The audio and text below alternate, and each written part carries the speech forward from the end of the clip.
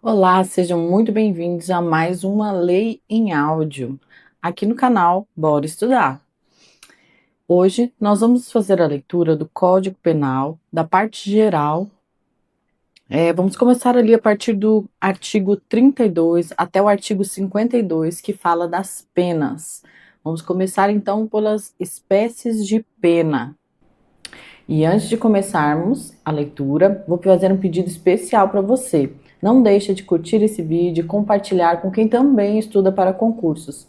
Isso ajuda muito no desenvolvimento desse canal, tá bom, pessoal? É assim algo simples, mas que ajuda demais. Conto com vocês. Vamos lá. Código Penal na tela, título 5 das penas. A fonte é o site do planalto.gov.br. Nós vamos começar aqui pelo capítulo 1, que fala das espécies da pena. Artigo 32. As penas são, inciso 1, privativas de liberdade, inciso 2, restritivas de direitos, inciso 3, de multa. Seção 1, nós vamos ver agora das penas privativas de liberdade. Reclusão e detenção, artigo 33. A pena de reclusão deve ser cumprida em regime fechado, semiaberto ou aberto. A detenção em regime semiaberto ou aberto, salvo necessidade de transferência a regime fechado. Parágrafo 1º. Considera-se, a linha A, regime fechado, a execução da pena em estabelecimento de segurança máxima ou média. A linha B, regime semiaberto, a execução da pena em colônia agrícola, industrial ou estabelecimento similar. A linha C, regime aberto, a execução da pena em casa do albergado ou estabelecimento adequado. Parágrafo 2º. Parágrafo 2º. As penas privativas de liberdade deverão ser executadas de forma progressiva, segundo o mérito do condenado, observados os seguintes critérios e ressalvadas hipóteses de transferência a regime mais rigoroso. Vamos ver as hipóteses. A linha A. O condenado a pena superior a 8 anos deverá começar a cumpri-la em regime fechado. A linha B. O condenado não reincidente, cuja pena seja superior a 4 anos e não exceda 8, poderá, desde o princípio, cumpri-la em regime semiaberto. A linha C. O condenado não reincidente, cuja pena seja igual ou inferior a 4 anos, poderá, desde o início, cumpri-la em regime aberto. Parágrafo 3º. A determinação do regime inicial de cumprimento da pena far-se-á com observância dos critérios previstos no artigo 59 deste Código. Parágrafo 4º. O condenado por crime contra a administração pública terá progressão de regime do cumprimento da pena condicionada à reparação do dano que causou ou à devolução do produto do ilícito praticado com os acréscimos legais. Agora vamos ver as regras do regime fechado. Artigo 34. O condenado será submetido, no início do cumprimento da pena, a exame criminológico de classificação para a individualização da execução. Parágrafo 1º. O condenado fica sujeito a trabalho no período diurno e a isolamento durante o repouso noturno. Parágrafo 2º. O trabalho será comum dentro do estabelecimento na conformidade das aptidões ou ocupações anteriores do condenado, desde que compatíveis com a execução da pena. Parágrafo 3º. O trabalho externo é admissível, no regime fechado, em serviços ou obras públicas. Agora, regras do regime semiaberto. Artigo 35. Aplica-se a norma do artigo 34 deste Código, caput, ao condenado que inicie o cumprimento da pena em regime semiaberto. Quer dizer aqui que vai aplicar aqui, ó, o caput fala que o condenado será submetido no início do cumprimento da pena a exame criminológico de classificação para individualização da execução penal. Quer dizer que aplica-se, né, esse mesmo procedimento ao condenado que inicia o cumprimento da pena em regime semi-aberto. Parágrafo 1º. O condenado fica sujeito a trabalho em comum durante o período diurno em colônia agrícola, industrial ou estabelecimento similar. Parágrafo 2º. O trabalho externo é admissível, bem como a frequência a cursos supletivos profissionalizantes de instrução de segundo grau ou superior. Agora, as regras do regime aberto. Artigo 36. O regime aberto baseia-se na autodisciplina e senso de responsabilidade do condenado. Parágrafo 1º. O condenado deverá, fora do estabelecimento e sem vigilância, trabalhar, frequentar curso ou exercer outra atividade autorizada, permanecendo recolhido durante o período noturno e nos dias de folga.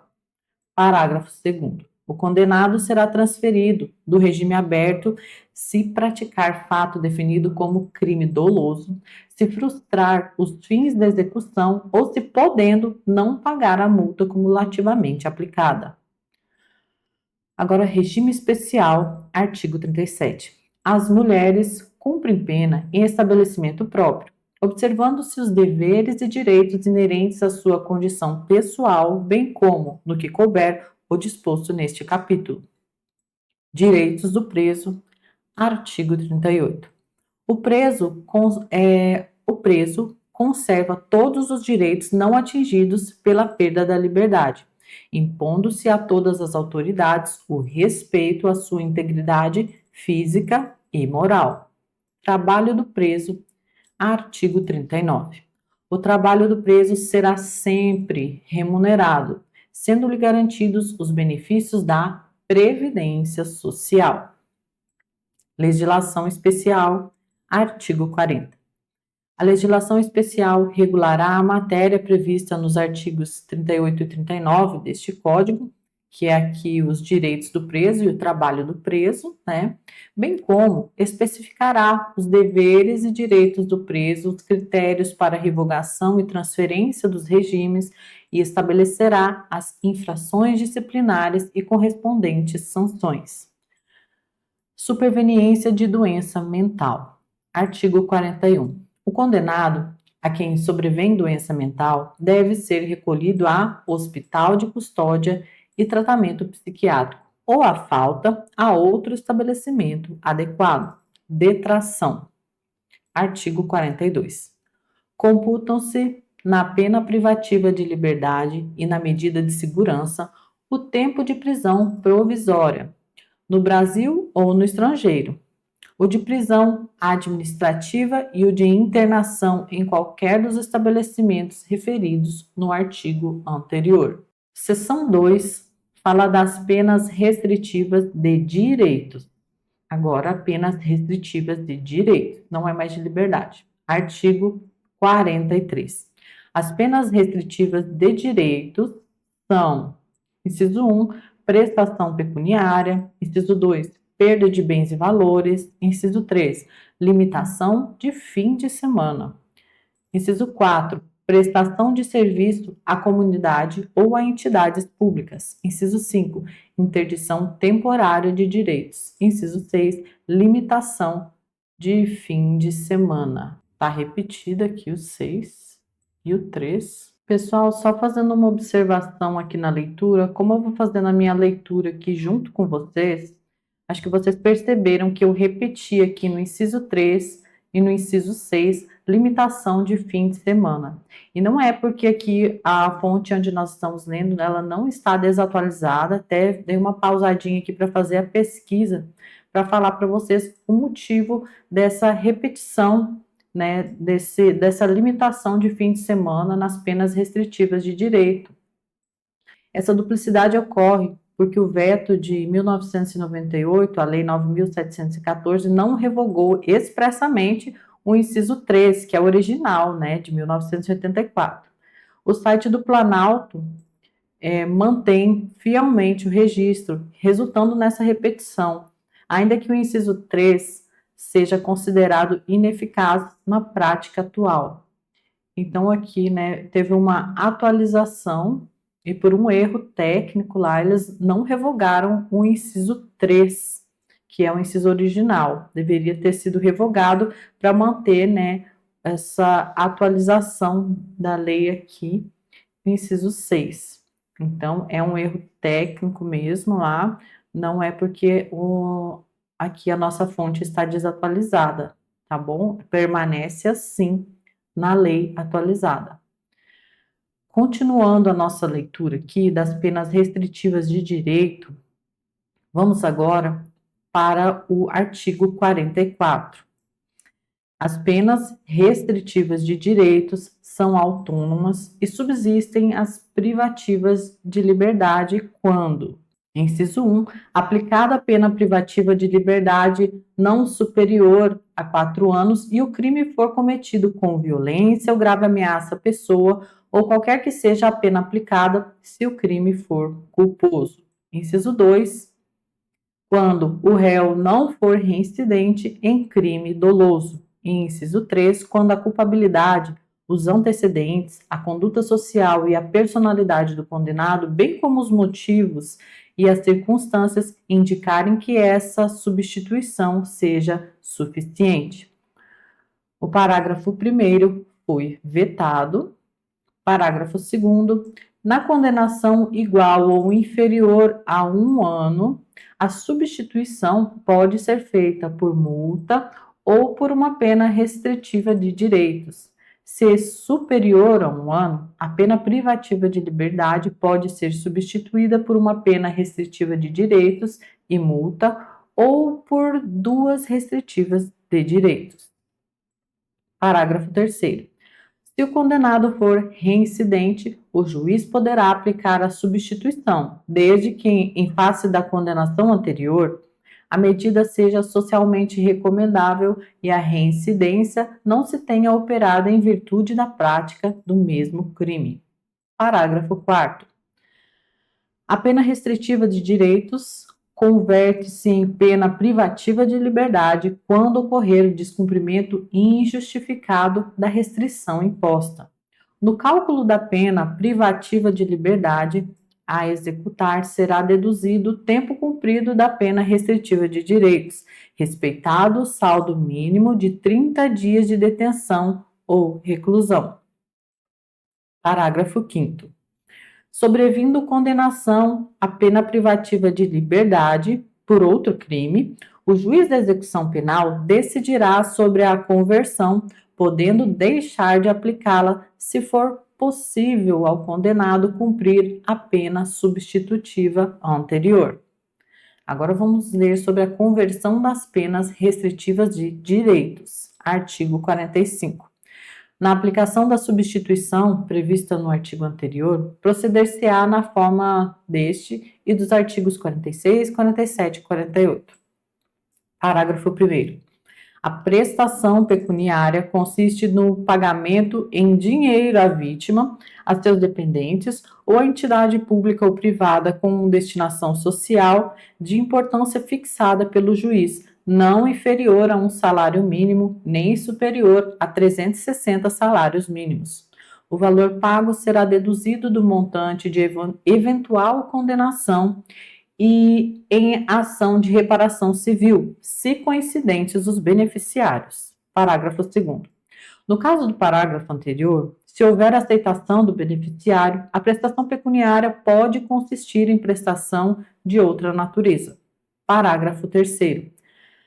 A perda de bens e valores pertencentes aos condenados dar-se-á, ressalvada a legislação especial, em favor do Fundo Penitenciário Nacional, e seu valor terá como teto, o que for maior, o montante do prejuízo causado ou do provento obtido pelo agente ou por terceiro, em consequência da prática do crime.